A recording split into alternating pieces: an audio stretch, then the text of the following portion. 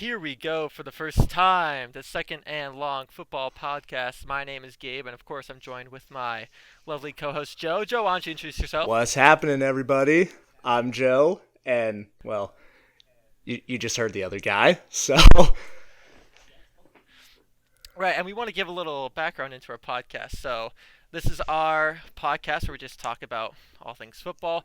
Today, we will be covering obviously free agency coming up in about a week or so, and then also some very earth-shattering news. For me, as a Seahawks fan, very heartbreaking stuff. As Russell Wilson is now a member of the Denver Broncos.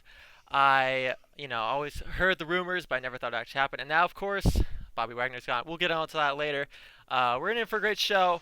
And let's just jump in it. Joe, actually, do you have anything to say before we jump right into free I agency? don't think so. I think, I've been doing a little bit of preparation. I got my list. I feel pretty good about the guys I got.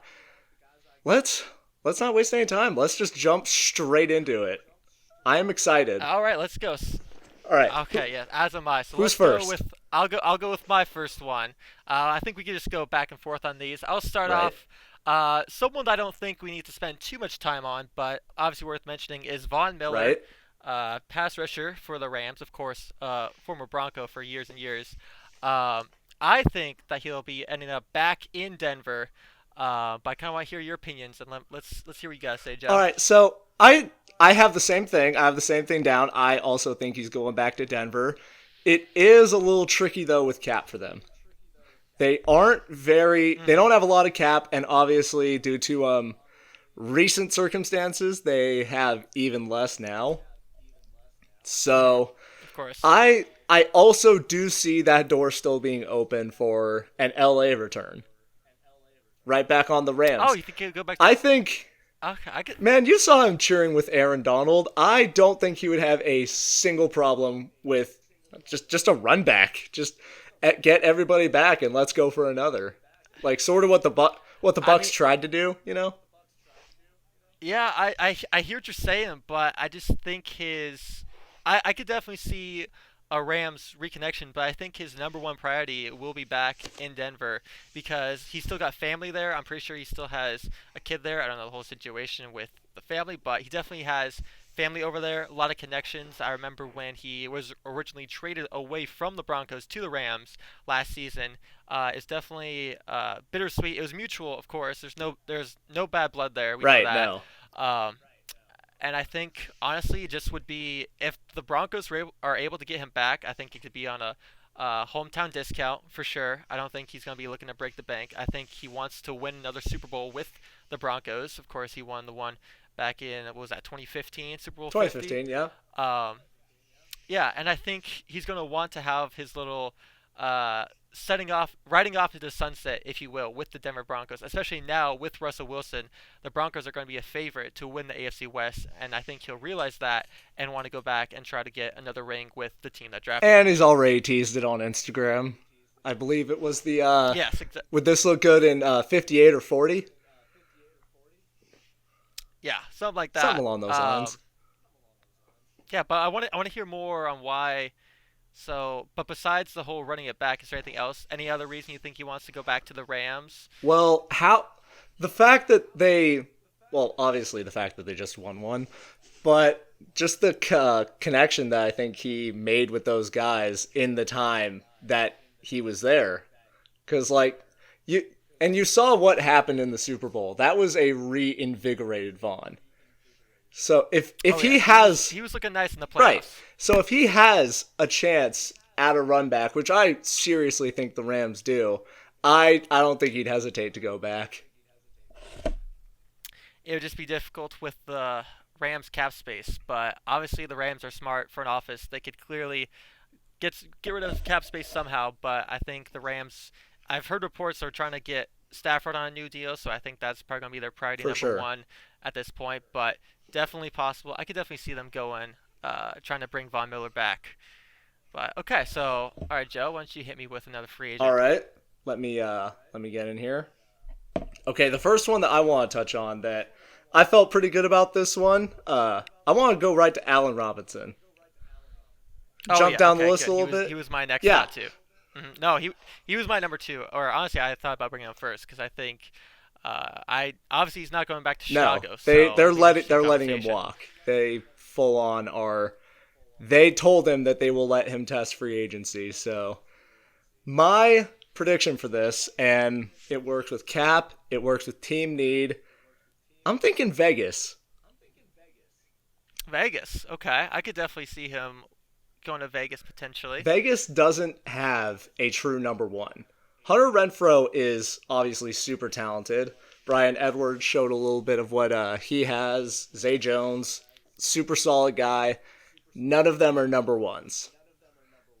And to go with that, Allen Robinson has not had a good quarterback in his entire time in the league.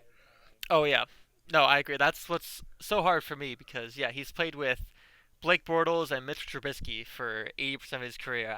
Yeah. I don't know how he's been able to do it and produce, but he's been great. And so that's why for me I'm a little bit torn because I really would like to see him go to Cleveland and I think Cleveland should try to make a play on him. Okay.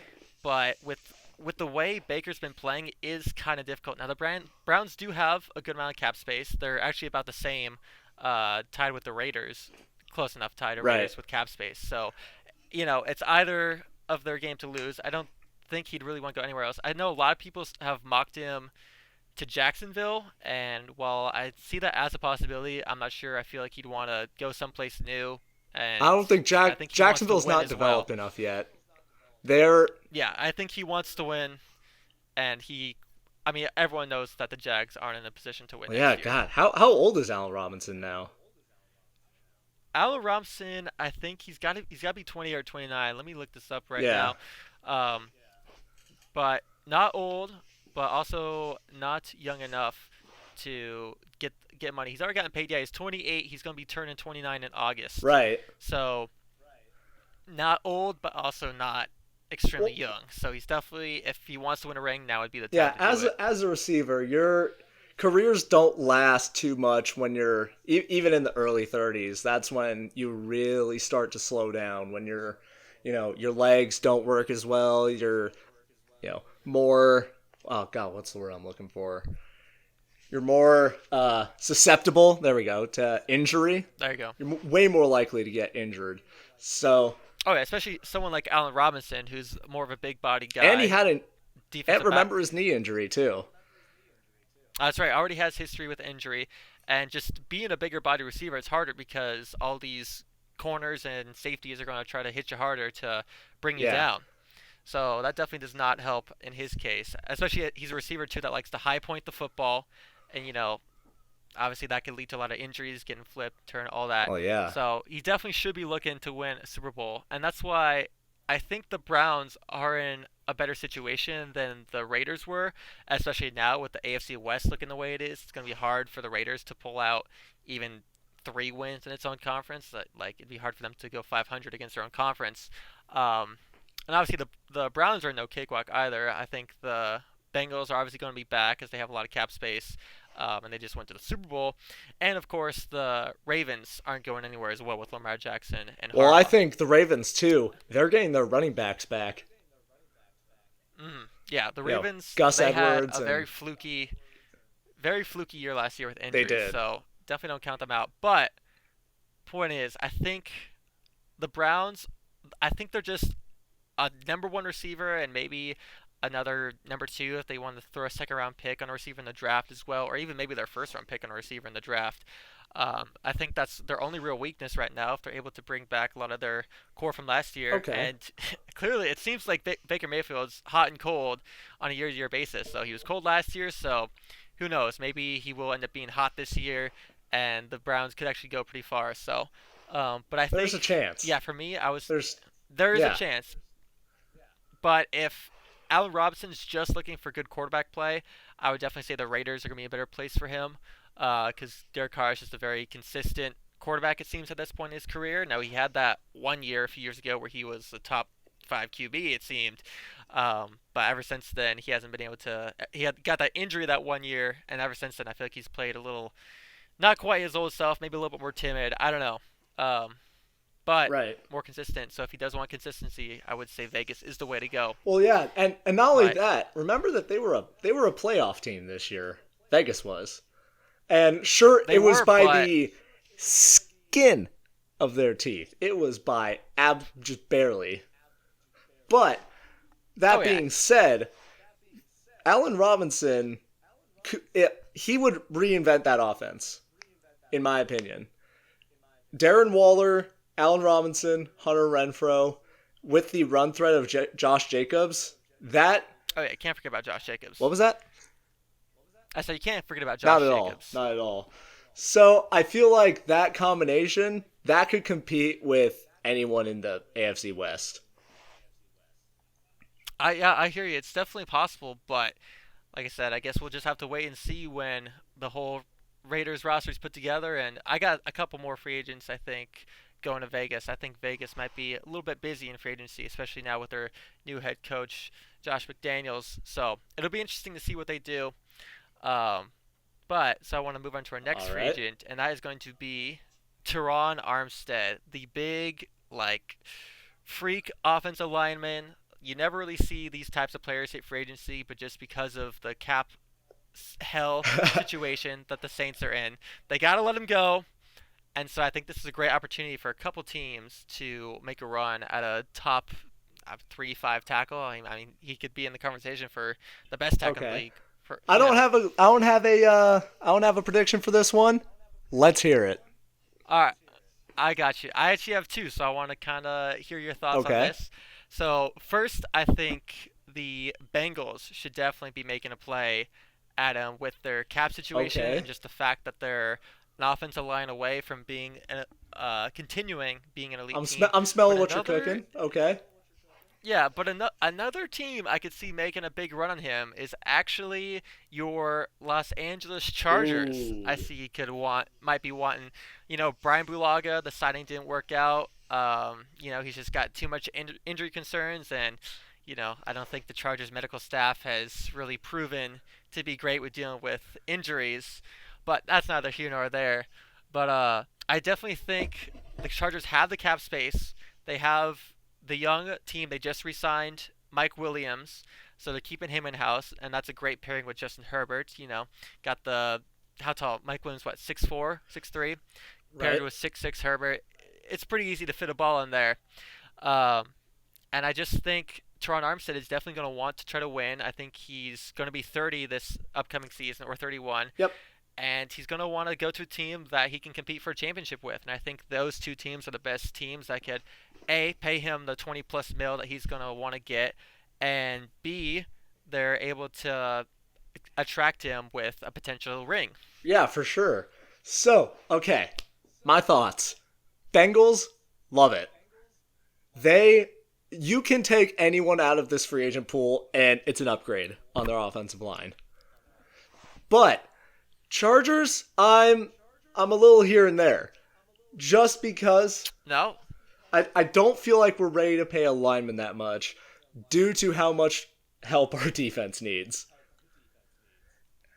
yeah, I do have a couple. I think I might have a couple defensive linemen potentially going to LA. So I definitely. And it is that front I mean, core that needs all that help. Our yeah. secondary's fairly solid. Minus Nazir Adderley, you could debate on whether or not he's a true defensive piece, whether he really helps or not. But if we can save a little bit of money and get some of that, get that front seven worked on a little bit, because we still do have a decent spot in the draft. And last year we got Rashawn Slater on an absolute snag, perfect pick. They might be able to make Oh something yeah. similar But happen again.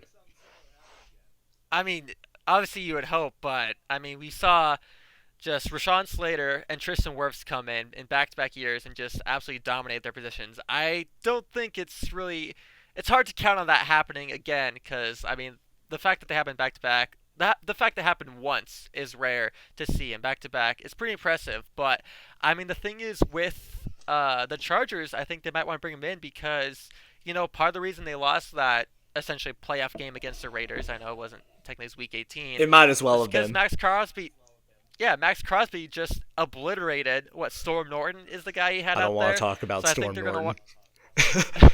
I think they're going to want to look at that and realize, okay, we might need to upgrade. Obviously, there are some lower level guys you can plug in there. But I think if you can add, uh, if you can add um, Tron Armstead into that mixed offensive line, you have because Rashawn Player plays left tackle, if I'm correct, and so you're gonna have to ask him to play right, which who knows he might not want to do. I think he would be up to the challenge. I think he'd be talented enough to play right tackle. So if you have that duo in Los Angeles, that's gonna be hard to get a pass rush on your young quarterback Justin Oh, it would Herbert, be. and helps him out, helps him stay healthy, helps him stay upright. It's gonna make that offense elite with him throwing the ball to Mike Williams and Keenan Allen, and I think it's honestly I don't know. As much as I love the Bengals, I think the Chargers with that offensive line could really make the Bengals put a run for their money, and especially too in their own Right, division, right, yeah. they could challenge now. Now the Broncos seeming to be uh, the head of the division. I think the Chargers could really make a run for the division, and they're going to have to be aggressive if they want to make a run at that title for their Well, that's division. true. But and obviously I would not complain for a second if we just so happen to get Teron Armstead. But that being said, you gotta spend on those defensive pieces. Mahomes, Wilson, everything happening with Carr, and maybe Allen Robinson. We'll see. Just a little We'll see. jab. Just get that Who get that knows? in there. But You yeah, never know. you don't until it happens, because that's why these are predictions, because absolutely anything is possible. But you need to bolster that defense to compete with these guys, especially getting a pass rush on Wilson, because we know what happens to Wilson when the offensive line just completely breaks down. Okay, I hear you. So you're teasing adding to the defense. So is there anyone in mind specifically that you think the Chargers should be adding to that defense that you wanted to talk about? Not specifically as of yet. I have one in mind. I have one, but it's actually just someone that I've heard teased, heard the potential, but it's not a front seven member. It's a secondary member. Oh, okay. So adding to their, I'd imagine the cornerback room, The right? cornerback I don't think they room, really need much safety. J.C. Jackson. J.C. Jackson, there it It's is. All right, let's it's hear it. J.C. Jackson and the Chargers, and I want to say it's two or three other teams are interested in him.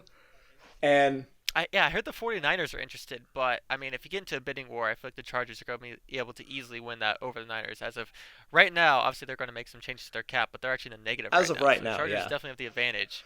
The Chargers definitely have an advantage on that. So the reason I think J.C. Jackson would be a perfect addition, last year, going back to that amazing draft, struck gold with Asante Samuel Jr. Super Oh yeah. solid, lets almost nothing past him.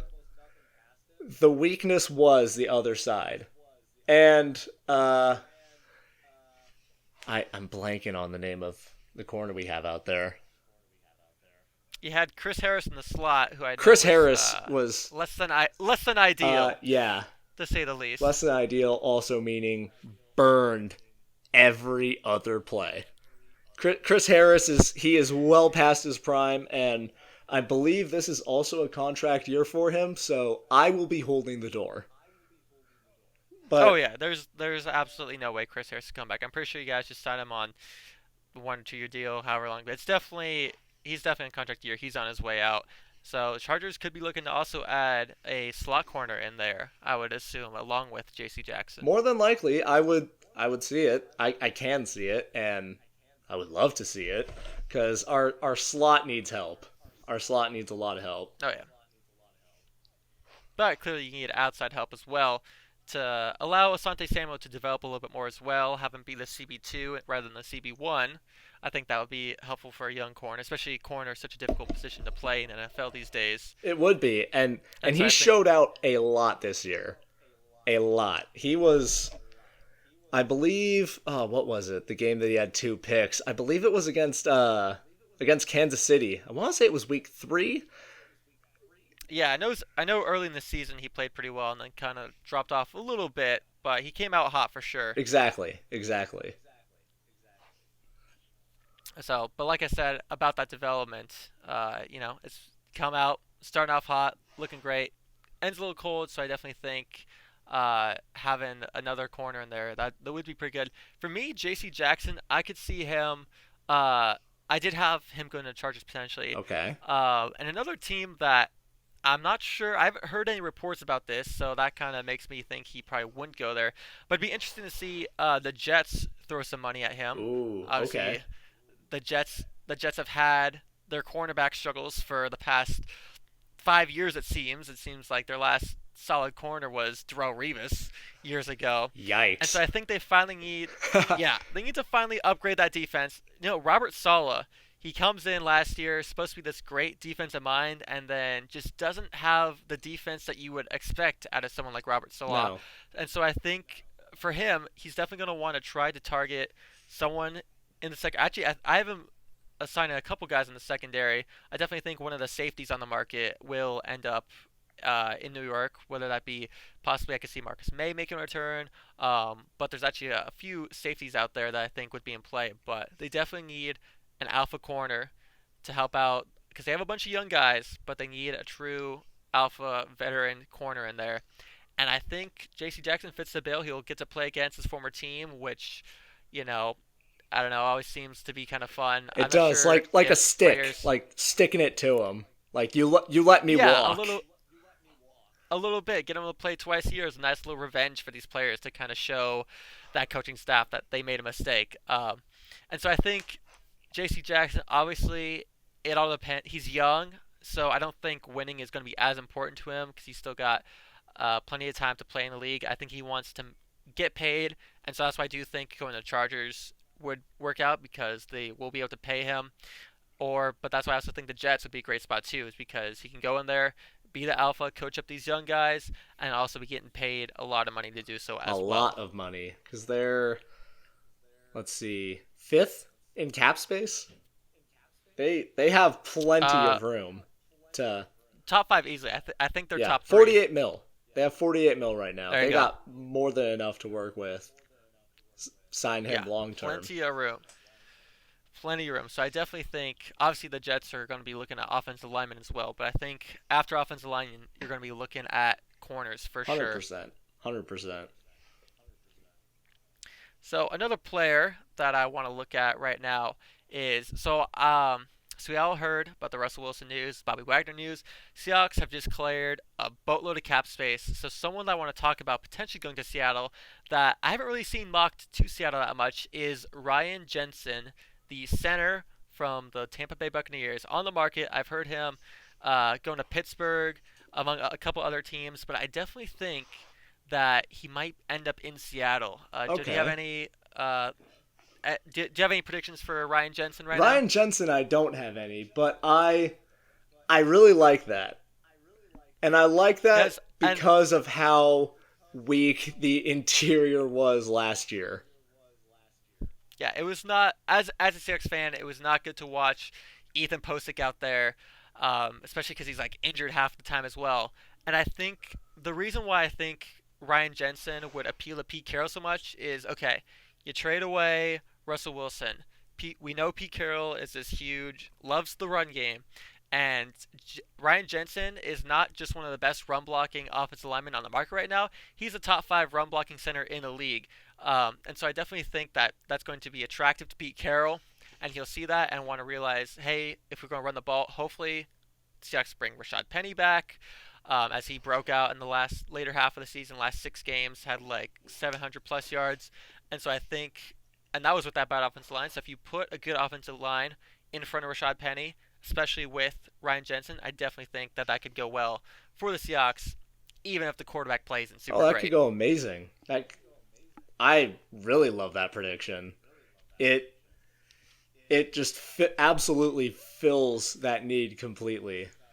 And Yeah, especially. it's a hole they've had Go ahead. since Max Unger left all those years ago. Man, what a terrible It trade. was that was so awful. We wasn't that that wasn't Jimmy Graham, was it?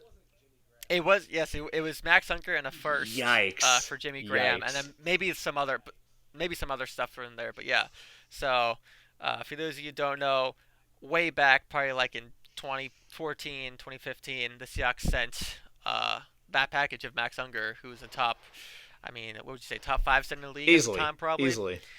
And yeah, and a first round pick. And I'm pretty sure the first round pick that the Saints used on that was actually pretty damn good. I don't recall the player, but it definitely wasn't a wasted pick. And it was for Jimmy Graham. Yeah, So this was he was fun to watch, but definitely not worth it, I don't no. think. And the one thing Jimmy Graham did do is red zone touchdowns. I want to say he had like 11 in his first year with the Seahawks. But thing is, that was it. Yeah, exactly. He started off strong, you know.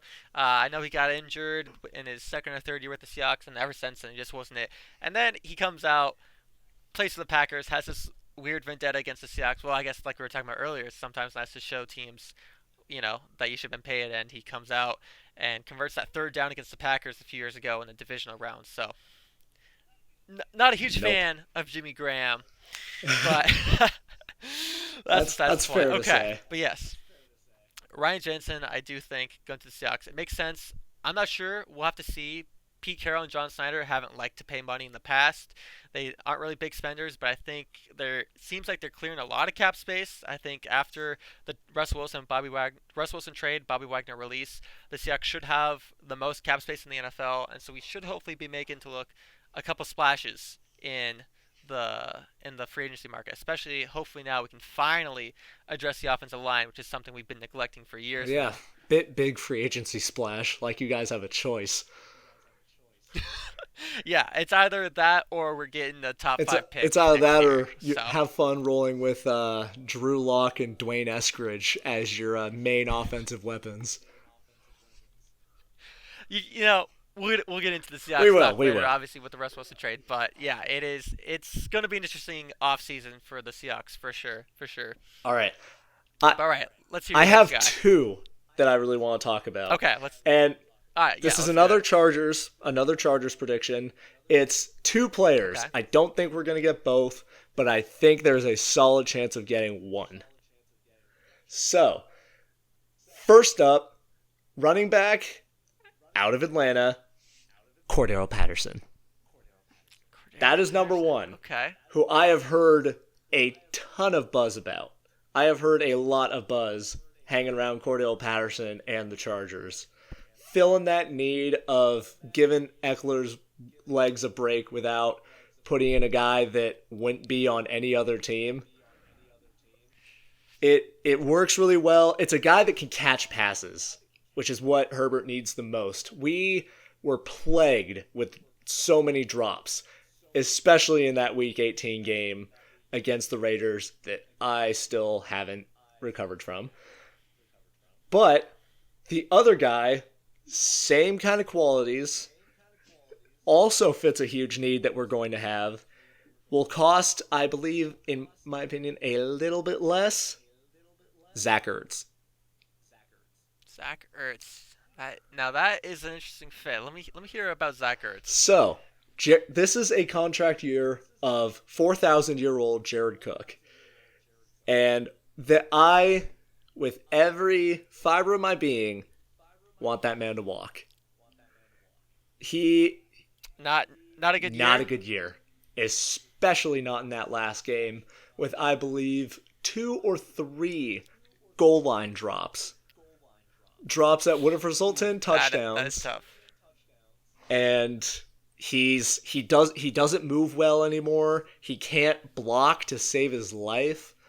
I'm excited for that man to move on. If he goes somewhere else and serves a backup role, okay. Or even on the off chance that he stays, he would be a good backup piece to Zach Ertz. A little bit more well-rounded, a little bit bigger, with just as good, if not better, hands. In my opinion, better, with his showing on the Cardinals this year. I think Zach Ertz compared to. Are you talking about Zach Ertz compared Zach to Cook? Ertz compared to Cook, yes.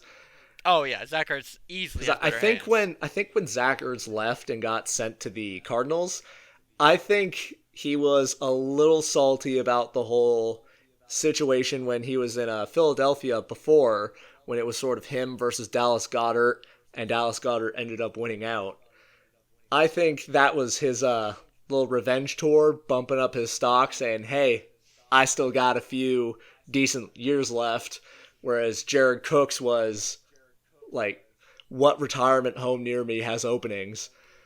I I love Zach Ertz to the Chargers. And the Chargers do, obviously, with Ertz, have a history with like Hurts, Antonio Gates, not Hurts, what am I saying? With Jared Cook and Antonio Gates, we have a tendency of being able to make older tight ends at very least work. At very least work them in and have them play pretty well. But Zach Ertz isn't just one of those same older tight ends. He can serve a much larger role, similar to Hunter Henry, in my opinion.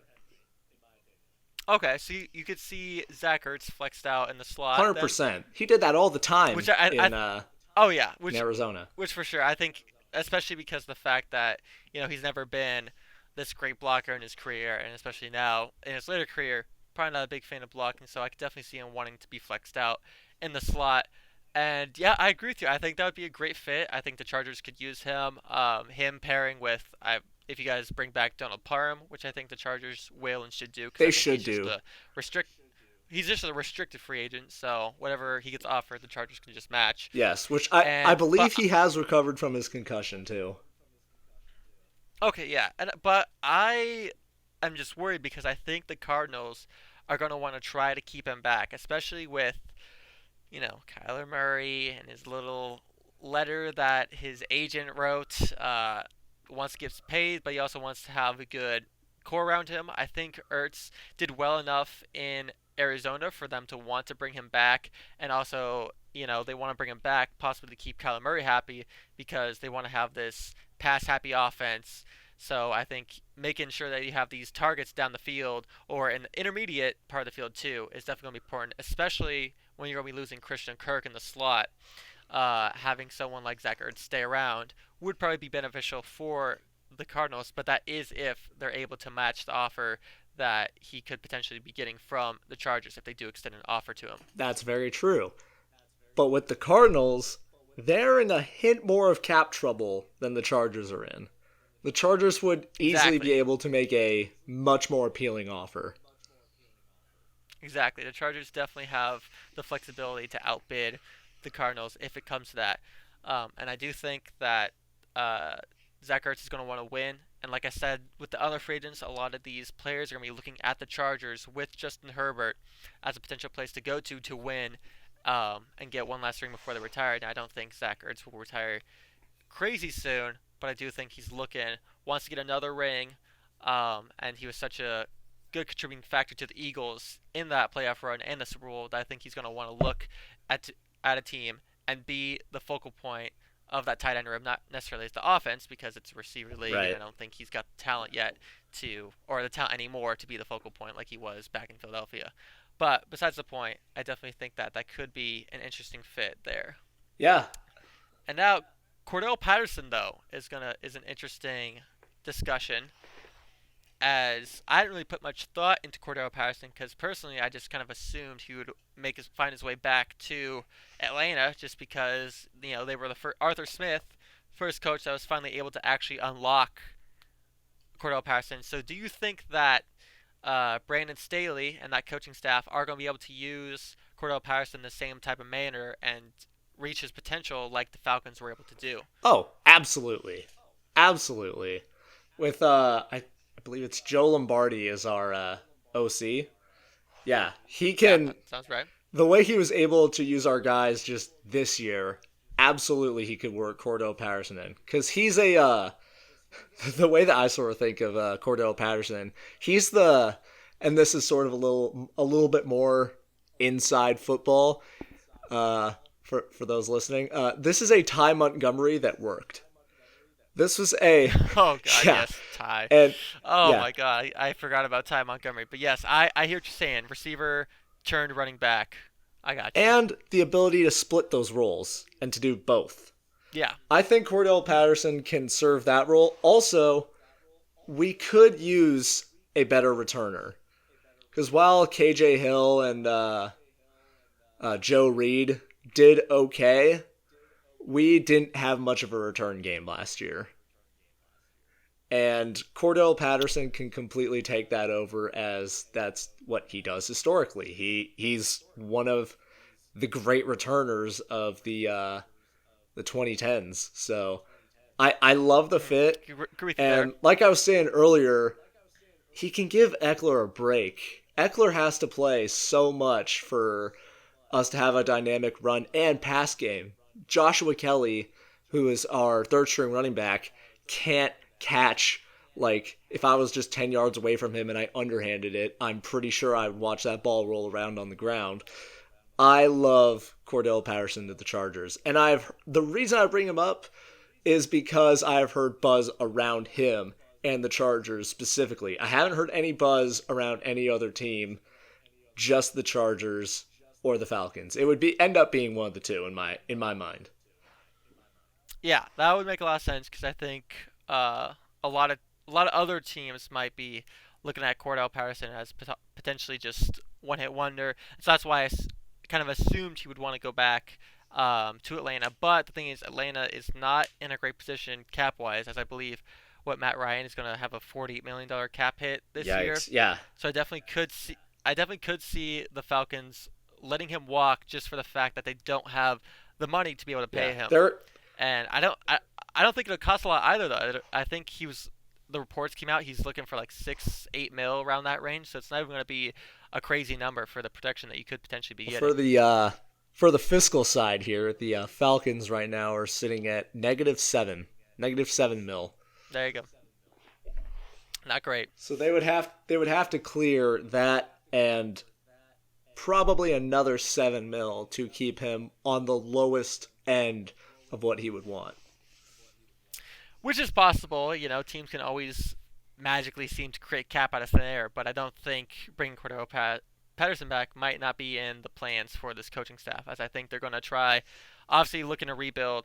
Falcons didn't have a great season last year. Definitely going to look to try to get a quarterback, I would imagine, in this year's draft class. Maybe not if they don't like any of the quarterbacks, but definitely looking to rebuild.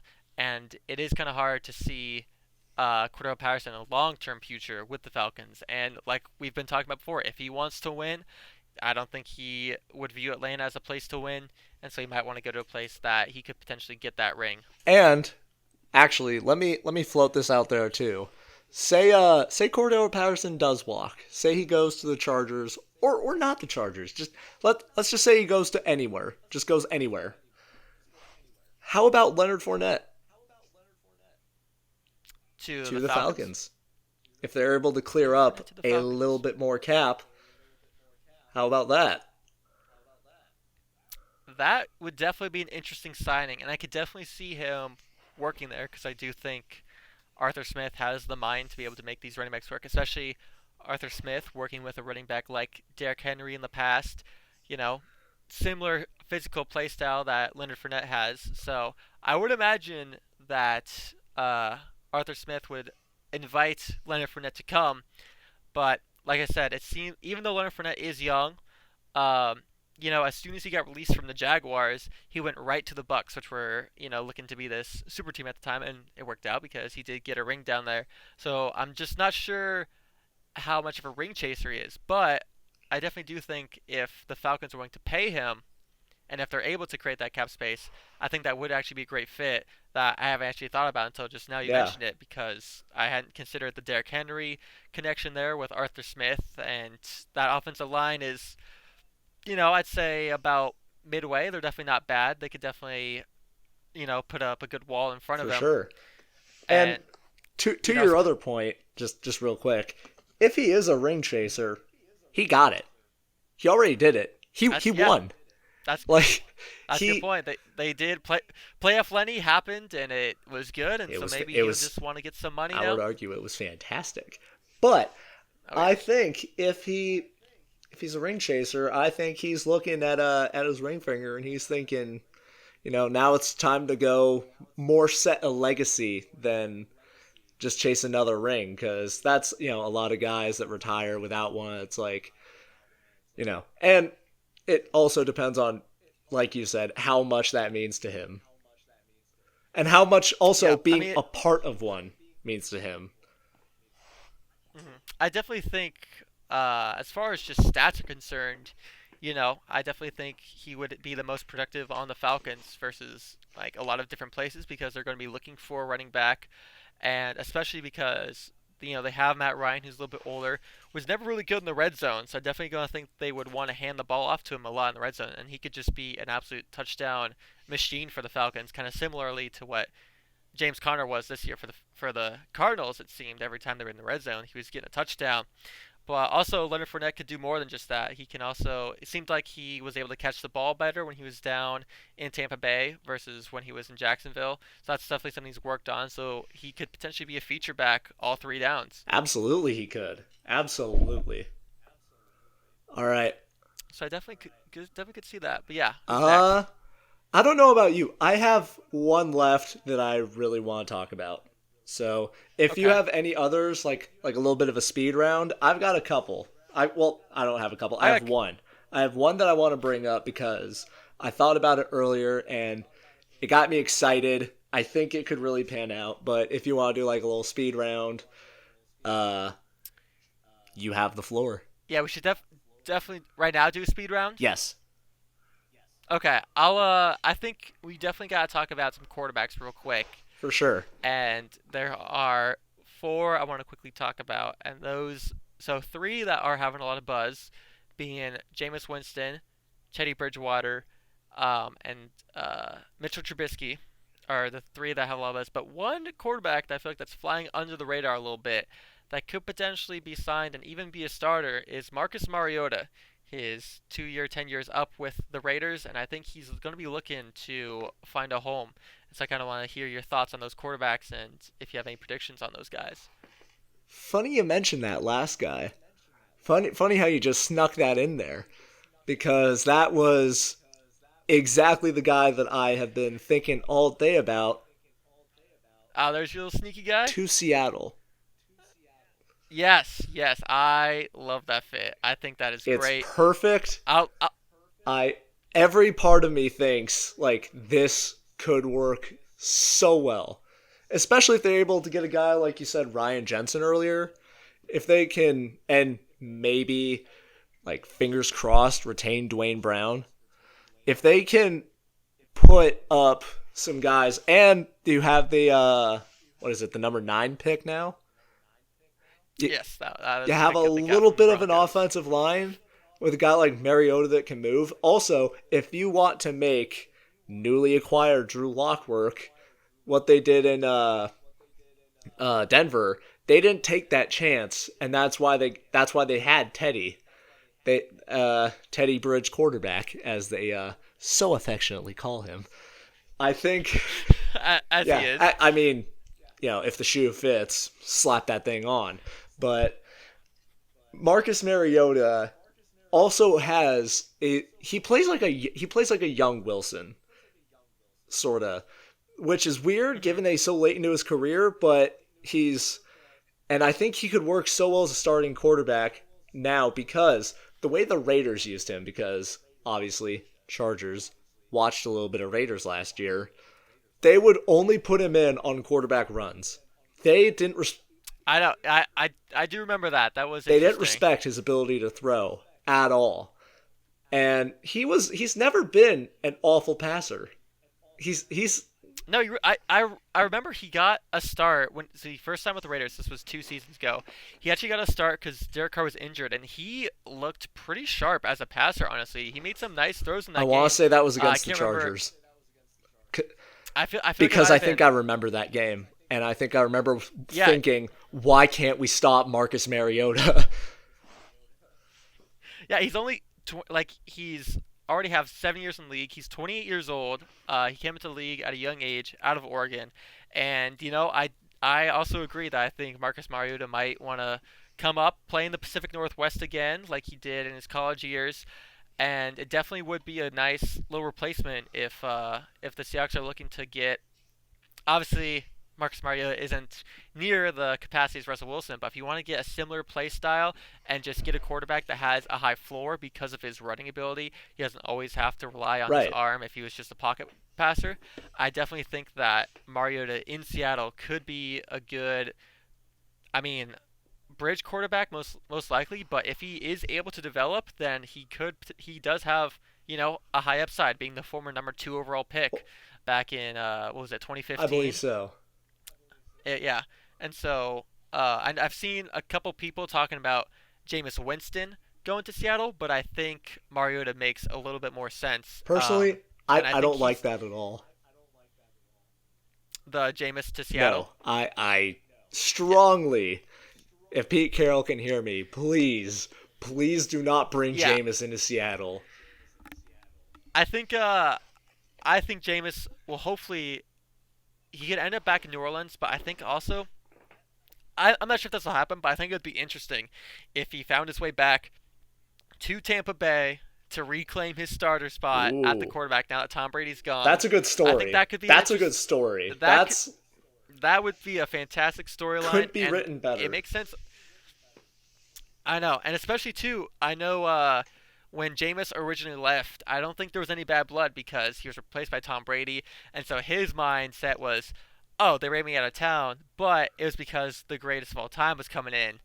I must be pretty great if that's the only person that can replace me down in Tampa Bay. Exactly. So I don't think there's any bad blood, and I think Bruce Arians again, Jameis Winston, I believe is probably also 28, 29 years old, along with Mariota, and I think he's had some time to kind of when he was in college and even in high school, everyone talked about how great he was as a quarterback, and obviously he was in his time at Florida State, comes into the league and just does not is not able to kind of do what he used to do. He was always so talented, so he was able to like throw these balls into tight coverages and get away with it. Even the season when he had like 30 interceptions, he still had like another 15 passes that could have been intercepted that year. And so I think he kind of and you definitely saw a different Jameis last year with New Orleans before he got injured. He was more cautious with the football, it seemed, taking what was open, not forcing the ball into double coverage. And so I think he's. I also think that Jameis is primed to start again in this league. I think he's definitely a top 32 quarterback, and I also believe Mariota is a top 32 quarterback.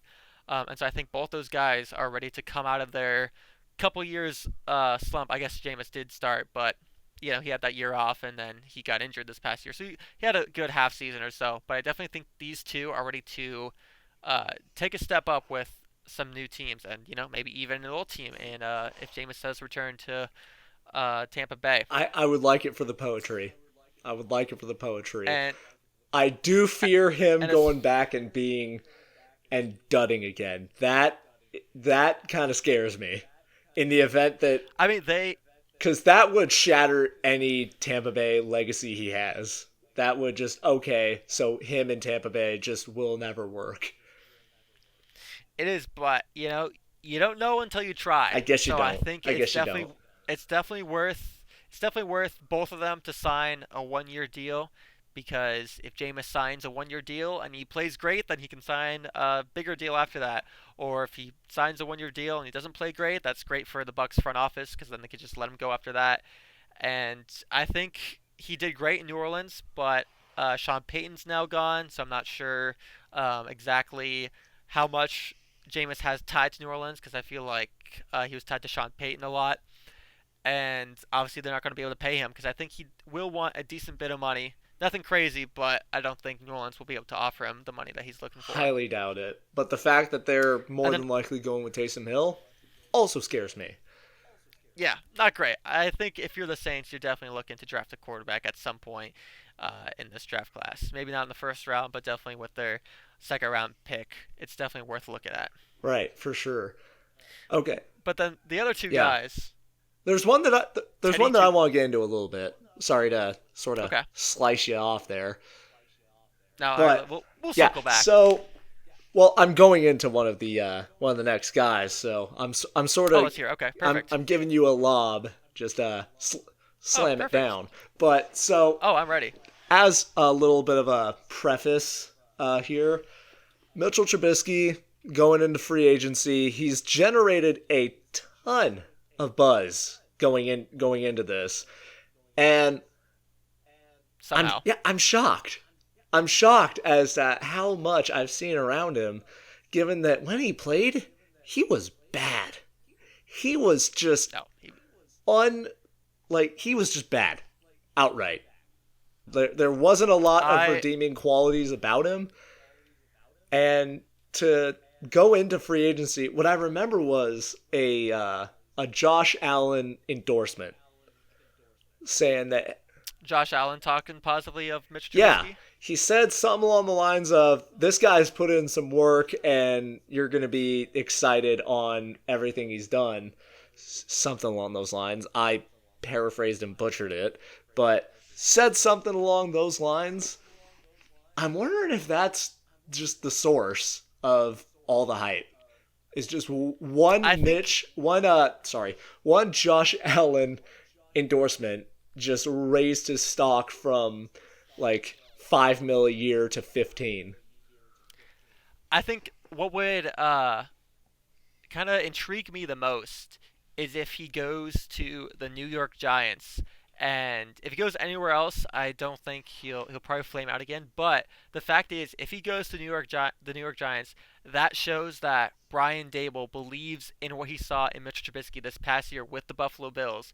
And so if Brian Dable is willing to offer Mitch Trubisky a contract and compete with Daniel Jones, I definitely think that shows that Josh Allen is right and that Mitch Trubisky probably did do a lot of work and did improve. I don't doubt that he put in the work. It's just the fact that if he'll be able to improve or not is what kind of makes me question, because I think he's always been a hard worker. I think even when he was in Chicago, it seemed like he was a hard worker. He just wasn't able to ever improve, and that could be because of the dysfunctions with Matt Nagy and Chicago and all that.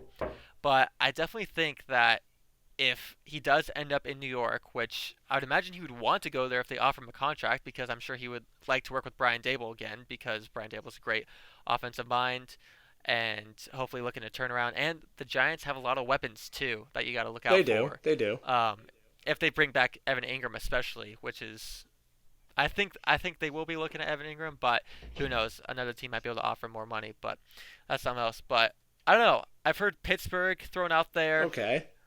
I don't I know. have one to I float don't know out. if I have one to float out. Now, let's hear. because Yeah, what's now up? that I'm looking at cap too, Giants are not sitting pretty at negative 12 I don't think mil. you need to. But A, I don't think Mitch Trubisky's going to command a crazy contract, and B, I think the Giants have a lot of different ways to move around cap space that they're looking at, I hope they and do. there's always there's always ways to clear cap in this league, as we've seen with this whole void years and moving money around. Any team that's in the negative can magically create positive, and I don't think you need to pay Mitch Trubisky more than 8 mil a year. Like that, that's at the high end. If he gets 8 mil a year, good for him, but I don't think it'd be too unlikely. But Right. who are you thinking that has the cap as of right now? Who are you thinking that has cap space that would want to get Mitch I want Trubisky? to hear your thoughts on the Commanders, which still The Washington, feels weird to say. And it will, not the football not team. the football team. And certainly not that other completely non PC name that we will not be saying. But Oh, of course not. Don't want to get canceled episode 1, right? ideally not. We'll save that for episode 2. We'll just unleash. But uh, I like the Commanders for him. And they got You more do. than enough cap space. And if they do get him on a bargain, they can build around him and at very least give him a chance. Because I don't think they're out of the woods with a rebuild. I don't think they're completely out of there yet. Even if they did get a decent quarterback through trade, like maybe they get like a Carson Wentz or something, I still don't think they'd be out of the woods. And Trubisky is probably one of the better options that is also relatively cheap. I hear what you're saying, especially the Commanders are, all these reports that are saying the Commanders are looking. They've called. I've heard every Yeah, team it seems who they've haven't they called called? asking for the quarter. Yeah, and so I definitely think that they are willing to take a swing at a quarterback, and so I could see them taking a swing at Mitch Trubisky to seeing if he does have the upside that caused him to be drafted over Mahomes and Deshaun Watson, but we don't have to get into that. I definitely could see that happening, and I'm not sure how well he would do there. You know, They got a couple good they weapons. got they got Rivera there, so and he's a defensive guy, which is the only reason that concerns me. Is I think if Josh Allen is going to work out, he's got to. I feel like he's got to go. Oh, not Josh Allen. Excuse me. Mitchell Trubisky. If Mitchell Trubisky is going to work out, he's going to have to go to a team that I think has a brilliant offensive mind that can kind of coach him up a little bit more. No disrespect to John Rivera, right? John Rivera. Ron. That sounds Ron Rivera. I was about to say John Rivera did not sound right. No disrespect to Ron Rivera at all, but he's a defensive guy. I think he's even on the hot seat a little bit too, from the reports I've heard, and so I could see them signing Mitch Trubisky, but I think him to the Giants to compete with Daniel Jones would be a lot better situation for Mitch Trubisky if he wants to work out. I could see that too. I can see But that being a drawback for him anyway in terms of being able to go there. but if he wants an instant starting job, I think he's got a lot better chance going to the Commanders versus the Giants, because if he goes to the Giants, he will have to compete with Daniel Jones, who is a competent enough quarterback, starting caliber quarterback. Obviously, nothing super crazy high upside, but there definitely will be competition there. Obviously, it's going to be harder to beat out Daniel Jones versus Taylor Heineke. So if he's looking at that, then I could see him wanting to go there, and Yeah. I could see the Commanders want to bring him in because of the upside. But Okay. I don't know. It's a tough 1 and 2, but I think he will be going to the Giants.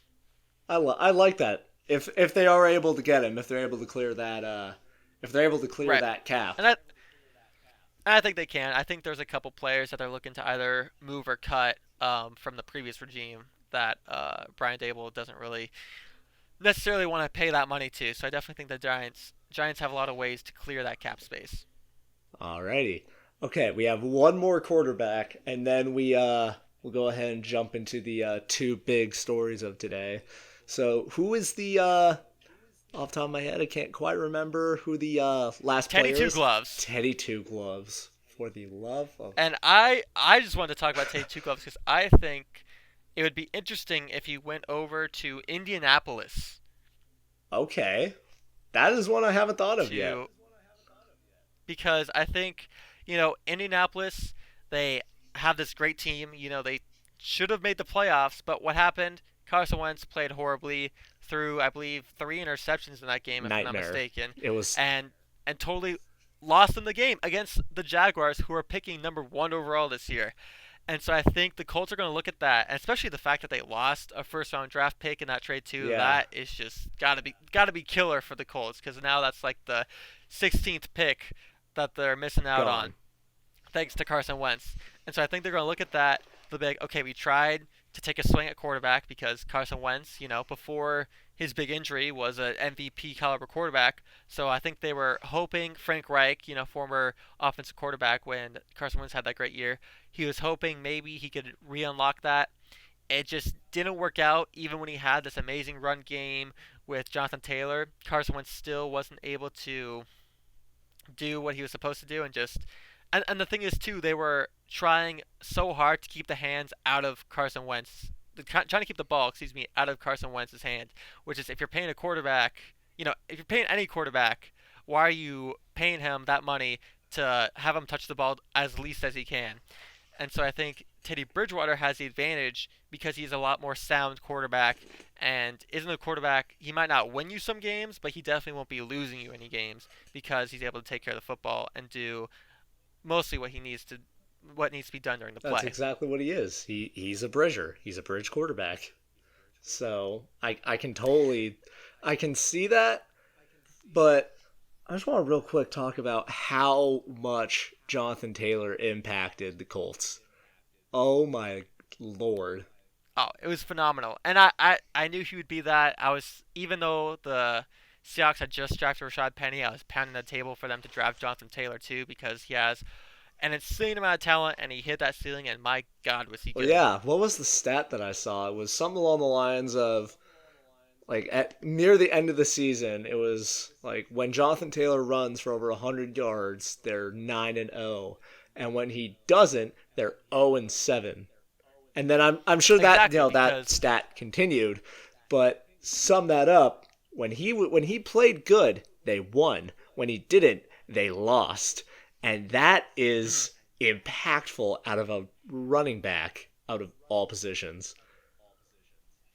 Yeah, and that's something that a lot of people are saying that running backs aren't important in this day's game, and that's, true, but clearly if you see you put this amazing offensive line in front of a running back, he is able to take over games. I mean, we see that even with Derrick Henry as well in that same division that, running back might be an undervalued position, but it is still a position that can help you win these games as when you have these either young or just not very capable starting quarterbacks, you're still able to make a push for the playoffs. Even if you do have a Carson Wentz who's playing the worst he's ever played, and so that's why I do think you keep that offense intact. I don't think they have any crazy impending free agents in Indianapolis besides Kenny Moore. I think might be a free agent, but that's on this defense, so we don't have to worry about Right. that.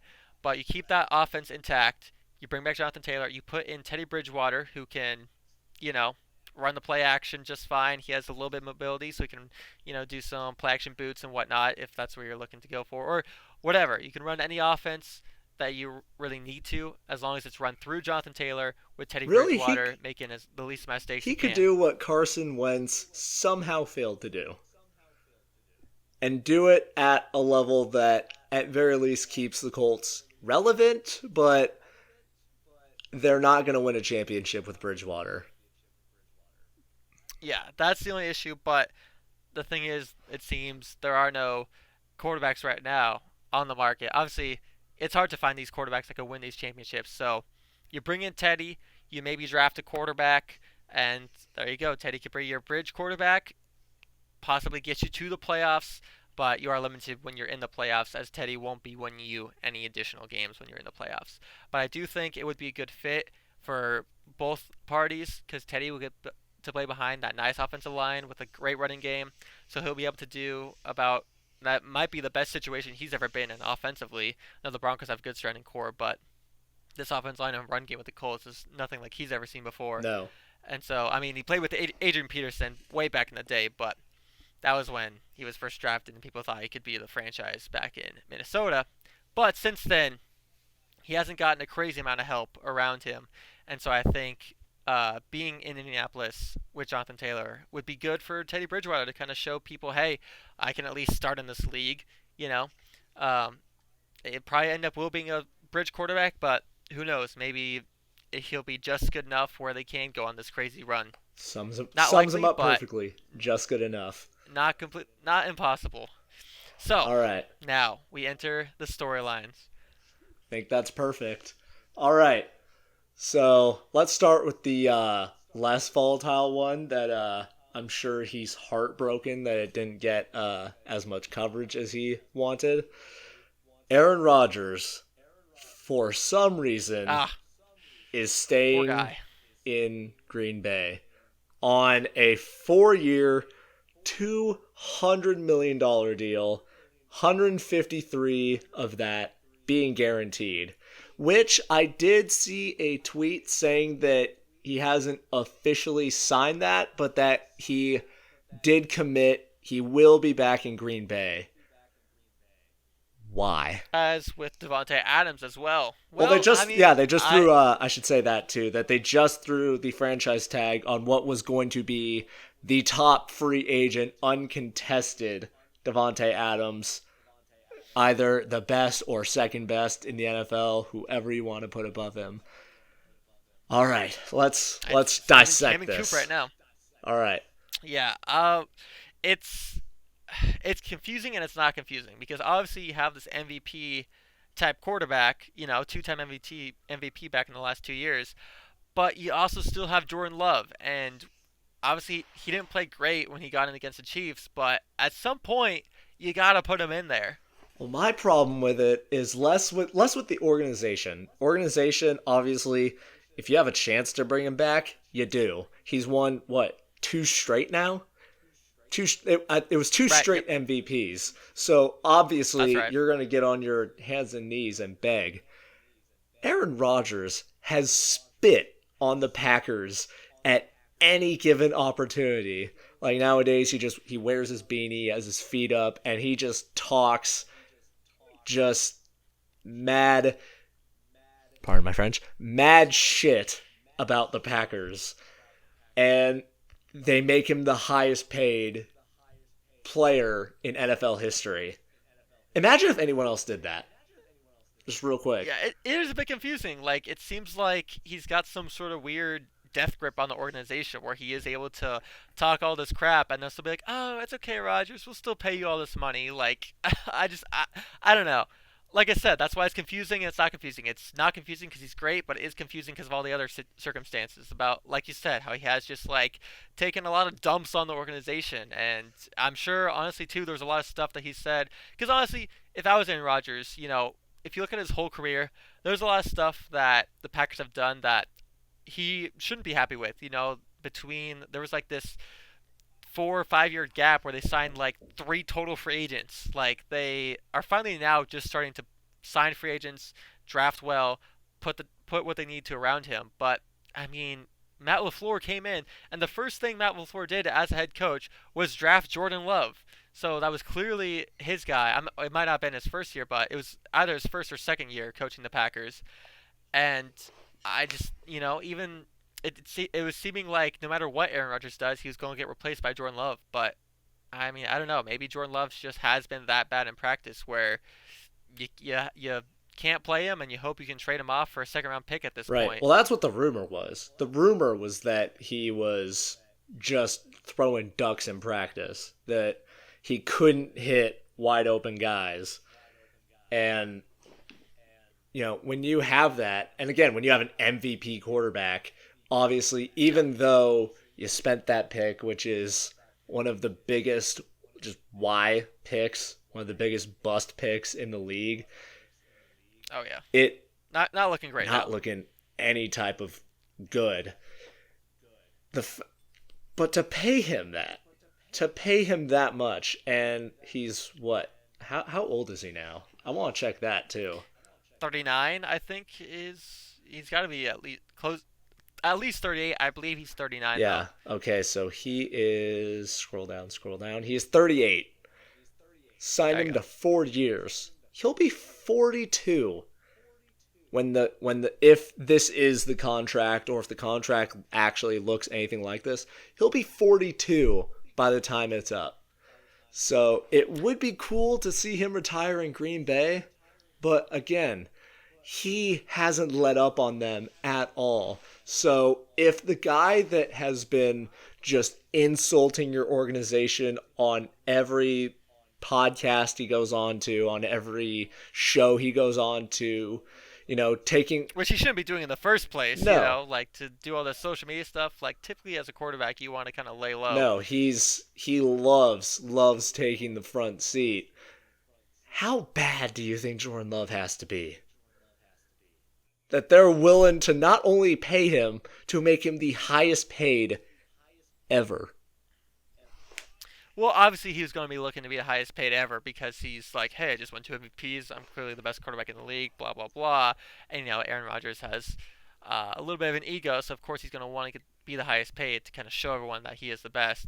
But I think the main thing is you draft Jordan Love, and so let's say this past offseason you do trade Aaron Rodgers away. Say he does end up being dealt to Denver before Russ does.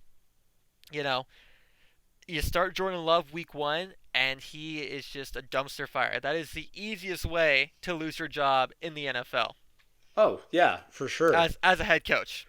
Honestly, if I'm Jordan Love, if it really is as bad as, everyone has said, I might take one more year in Green Bay. Take one more year, really analyze Rodgers, like focus strictly on my development. Second next free agency starts, I'm asking for a trade.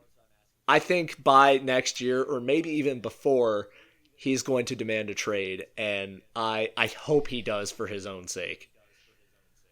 I hear what you're saying, but my only the thing is the quarterbacks in this year's draft aren't anything insanely special. We're not going to see 3 quarterbacks taken with the first 3 picks like we saw last year. No. And so I think Jordan Love's. I do agree that he might need another year, but the thing is, for the Packers' sake at least, you might want to try to trade away Jordan Love now, so that way, there's nothing he can do against it. But a lot of these teams might be looking at the quarterbacks available in the draft, they might be thinking to themselves, "There's no one we really like."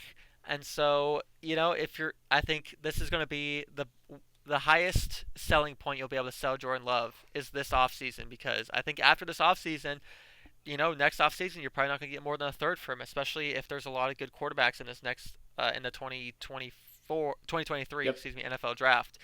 And so it's just kind of tough because, I think Jordan Love would want to stay and learn from Aaron Rodgers, but he just doesn't have that choice. And I think if you are the Packers, you might have to be looking to trade away. But is anyone going to trade for him, though? That's the thing, too. That He is. might be worth a second round pick, but, they might be looking for a second round pick, but who's going to give it to him?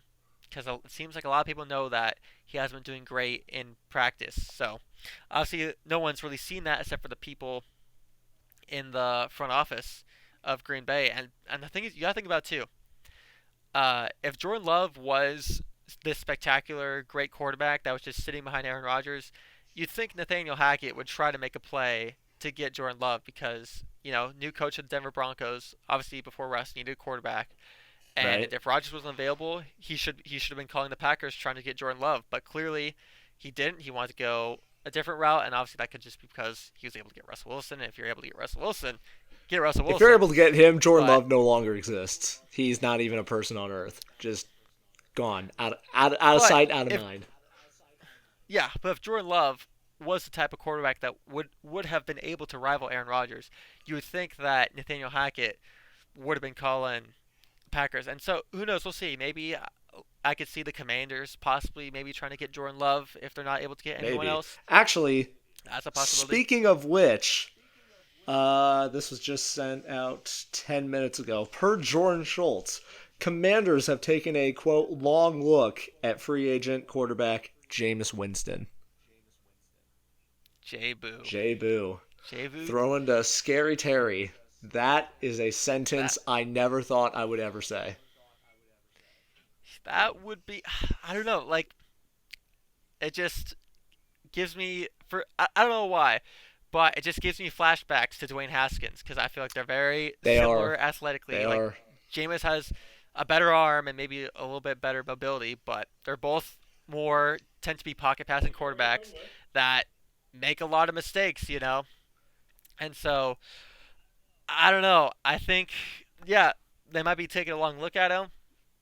It'd be interesting if they signed him. Like I said, I think the Commanders are looking for a quarterback that has a high upside. So I could see them looking at Jameis Winston. They look at his arm, and they say, he did play better last year, so they could be looking, oh, maybe we can unlock Jameis Winston. But that would be an interesting fit. It would be. It would be for sure. I like it, especially. I don't know. I'm a pretty big fan personally of Logan Thomas. Oh yeah, look, like you just gotta respect Logan Thomas's grind. He came in as a quarterback. You know, didn't realize things wouldn't work out and switched to tight end, and he has been pretty good. So I definitely agree there. I think that offense is built pretty well. I think they should be looking to add another running back. Cause they got actually no, they have Gibson. That's right. Right. Um, so or right is it Gibson or is it who am I thinking? Who's the back in Washington? I know they have J.D. McKissick, but who's the Yeah, I'm it's blanking on his name. is it Antonio Gibson? Antonio Yeah, Gibson. Yes, it okay. is Gibson. Okay, Yeah. that's right. I knew it Okay. was Gibson. I just his first name was escaping me there. Yeah, but I think, add Jameis Winston, maybe throw in another like number 2 receiver or number 3 Can receiver. make it work. Uh Make it work. It is possible. You like cuz Terry McLaurin is a great receiver. We've seen him catch balls from no one good so far. So, but I don't know. My main concern is similarly like with the Colts with Teddy Bridgewater's, they might be looking. I don't know. Do they want a potential swing at quarterback and potential swing and hit, or are they going to go with safe route like they kind of did with Ryan Fitzpatrick last year, where they just wanted to okay, let's sign an old veteran that can lead our team and do good enough because we'll get carried by our defense.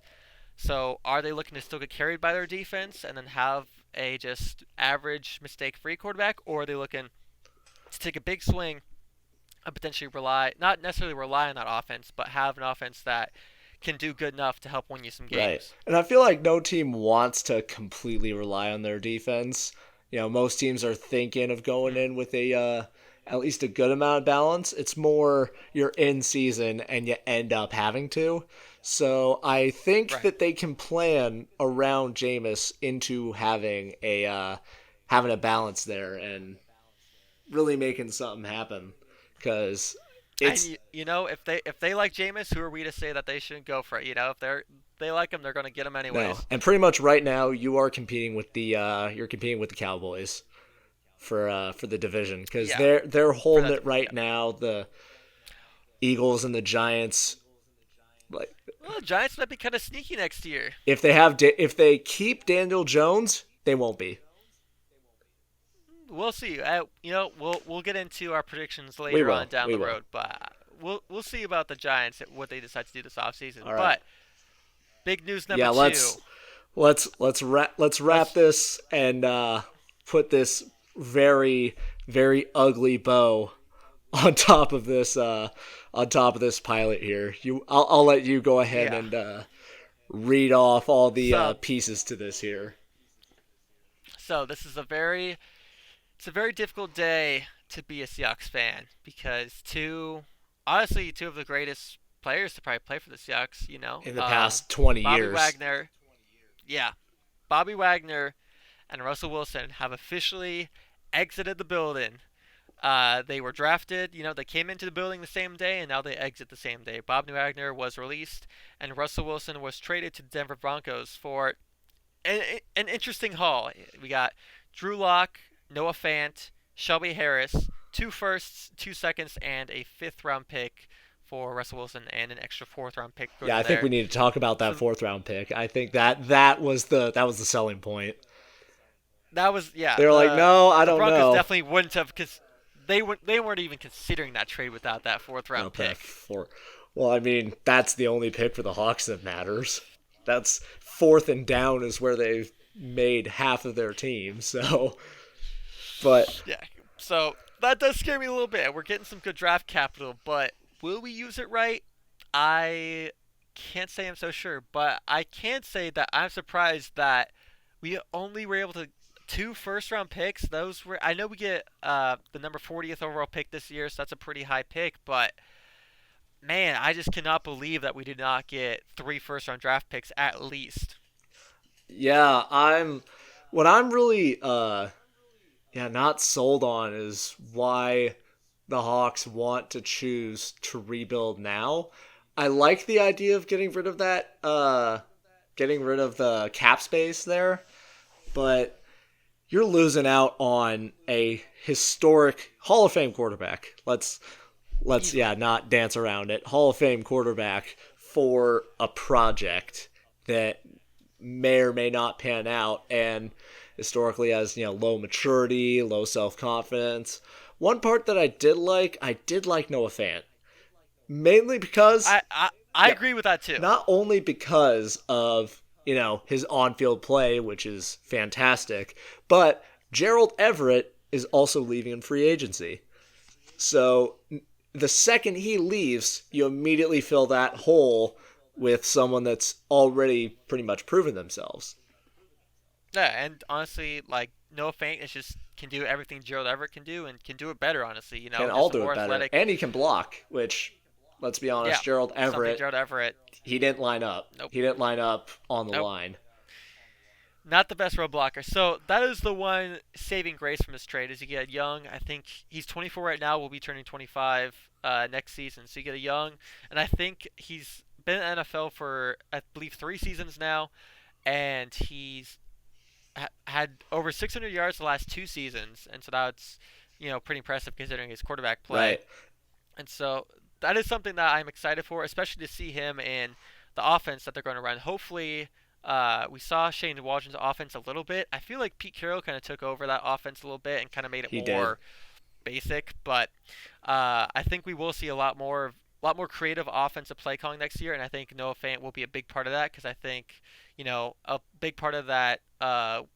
West Coast zone run offense, or not necessarily West Coast, but the wide zone offense that is sweeping the league now. The Packers, obviously, it's a lot of people like to coin Sean McVay for almost implementing that offense, and Kyle Shanahan as well. So, and of course Shane Waldron, a disciple of Sean That he McVay is. back in Los Angeles.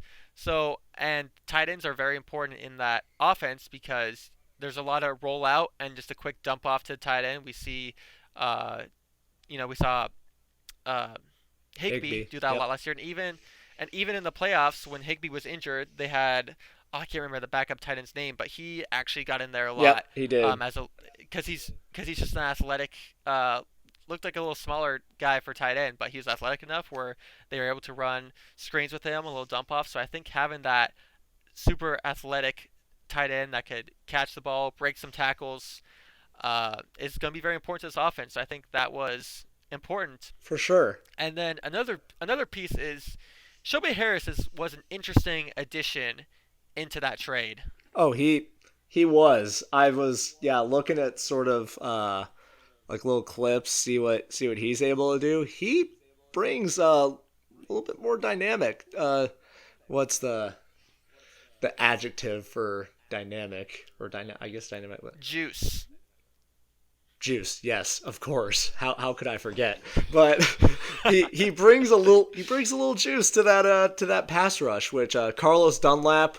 I love watching Carlos Dunlap like pass rush. It's so technical. It's so just you can tell that he's trained the hell out of his moves.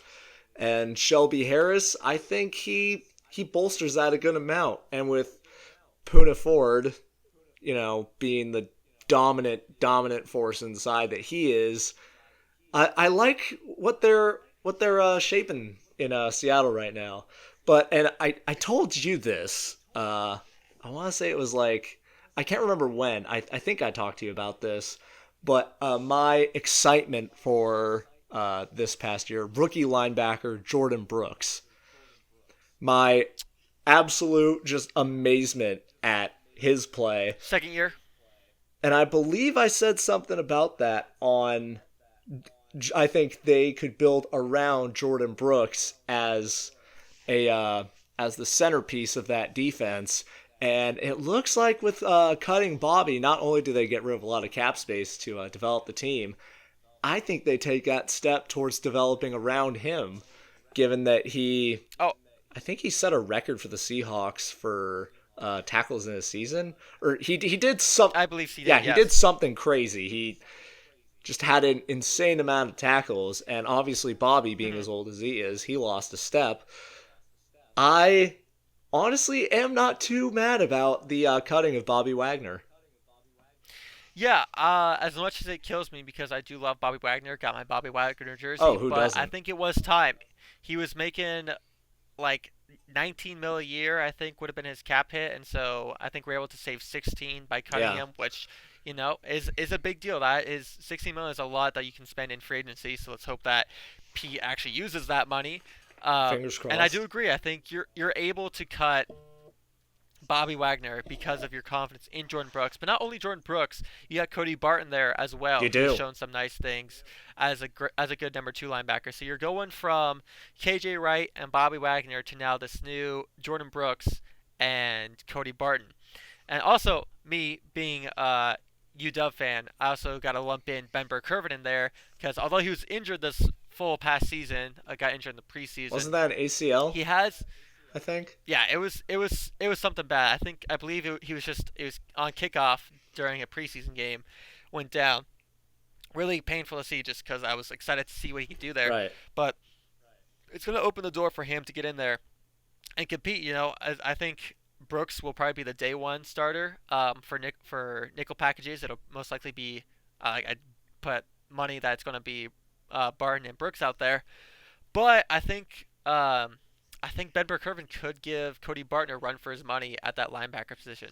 He could, and that uh, barring that they don't bring anyone else in, because I did see a little bit of buzz today, and not to jump back into free agency predictions, this is just a little bit of buzz around Hassan Reddick is he's going to be testing free agency, Hmm. and or at very least I saw, and I hate these because people treat them like they are like complete confirmers, but someone found on his liked tweets a tweet of someone saying that he needs to get out of Carolina, and he liked it. Oh yeah, I saw that. And yeah, Oh, which definitely means he's leaving. There's no way. There's no way he's coming back. You like the tweet? Are you kidding yeah, me? yeah. Obviously, that's written in stone.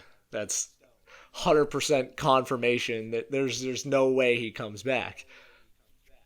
But in the instance that he goes to the Seahawks, I would love that too. But Cody That'd be Barton, great. they But already have, like you were saying, they already fully integrated with the system and showed a lot of promise last year. He's easily a guy they could run with. yeah, and my main concern is, you know how Pete has his guys and he loves his guys, and I think Cody Barton is one of Pete's guys. So I feel like it'd be hard to have him replace, even if you do bring in someone. But and I think with Hassan Reddick, my only concern is that he's a hybrid linebacker slash pass rusher, and we already kind of have that with Daryl Taylor, trying to play that Bruce Irvin role in that defense. Obviously, but the defense is going to be switched up this year. Clint Hurt looking to switch things up on the defense. Hopefully, bring in a star pass rusher as well. So we'll see how that goes. But Hopefully. yeah, I definitely think that the duo of Barton and Brooks, that's not a duo I'm mad at. As much as I love Bobby, I think it is Cody Barton's time to step up and fill. Obviously, Brooks is more filling the Bobby role, but then Barton will kind of fill that more KJ Wright role that another Seahawks legend that never got the credit he Never deserved. But did. I think this is not a bad duo that they got in their middle of the front of the defense there. Not at all. So, And I have. but Oh, go, mm, go ahead. Go ahead. oh, I was just gonna circle back to Russell Wilson. If you have Oh, anything left yeah. to say I about have. Bobby Wagner.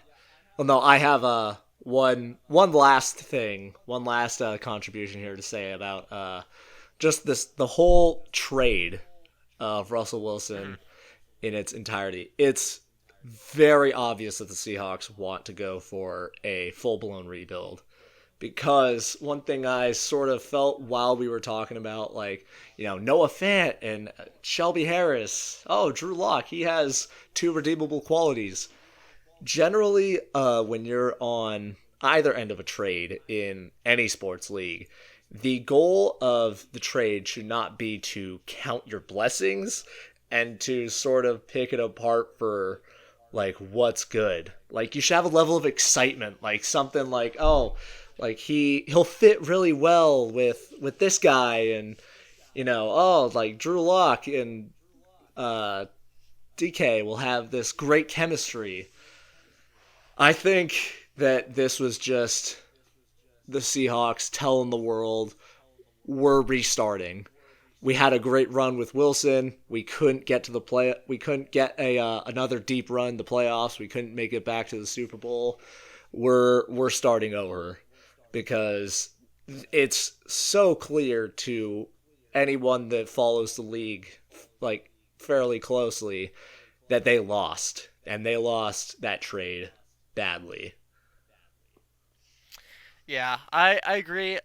As of right now, it definitely looks like they lost. Who knows? I mean, obviously, I think in the long run, the Broncos will win that trade, but you never know. I heard the main reason that we were looking to move Russ is because Russ still wants to get a huge contract in the future. He wants to make the same money as Mahomes is, and so the Seahawks were just not willing to pay him that amount of money, and so they just wanted to move on from him now and just take what you can get from him. And so I do think that is important to look at, as especially too is extremely hard to win a Super Bowl when you're paying a quarterback that type of money.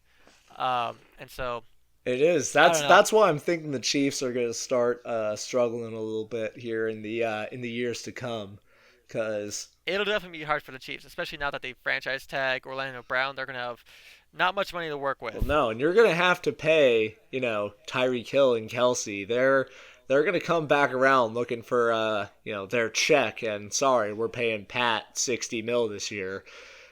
That's not gonna pan out so well. I don't think. And as a Chargers fan, I'm a little bit fingers crossed if they and Puts a smile on your yeah, face. I'm the day that I see Chiefs will be letting Tyreek Hill test free agency. I'm taking work off that day. You know, that LeBron post. I can't believe this is my life. Just got to raise a glass on that day, Oh man. yeah, That will be interesting. But circling back to Russ, I think it's possible that the Seahawks might not be rebuilding and trying to retool. Do I think it's likely, and do I think that will be super great? Most likely we won't. We'll probably end up finishing 6-10, 5-11, 5-11, whatever, 6-11. 6-11, I guess now. Still not used to the extra game in there, No one but is. I don't know. It is possible. I think also there's got to be one of these quarterbacks in the draft class that John Snyder and Pete Carroll fell in love with, because I don't think any quarterback is worth taking at number 9 overall, but I do think there are a good amount of quarterbacks that you can take at that number 40 overall pick that could come in and potentially, hopefully not compete for a starting spot, if we got Mariota and Drew Lock in there potentially, but it is possible that I could see Carson Strong or Desmond Ridder coming in and maybe taking some time to develop and then hopefully starting, and we'll see how that turns out. I think there's no high end talent, so it's possible that the Seahawks could draft Malik Willis, excuse me, Yeah. Malik Willis at number 9. I don't know if I buy it too much, if I would, but it's the Seahawks. You love to Right, reach, and that's so. why earlier I brought up the rebuild and why I think that it would be good for them, because the thing that's been the problem with the Seahawks for a couple of years now is they have a bunch of good players but not a good team, and this now that Wilson, who commanded all the attention on the team, is gone, you now have a chance to use these high picks and build a better base for whoever next star is going to be, whoever your next franchise quarterback is. Yeah, you'd hope so. It'd be especially nice if we had that number 10 overall pick as well, but Oh, it would. gotta It have would. Jamal Adams, I guess. Yeah, would be.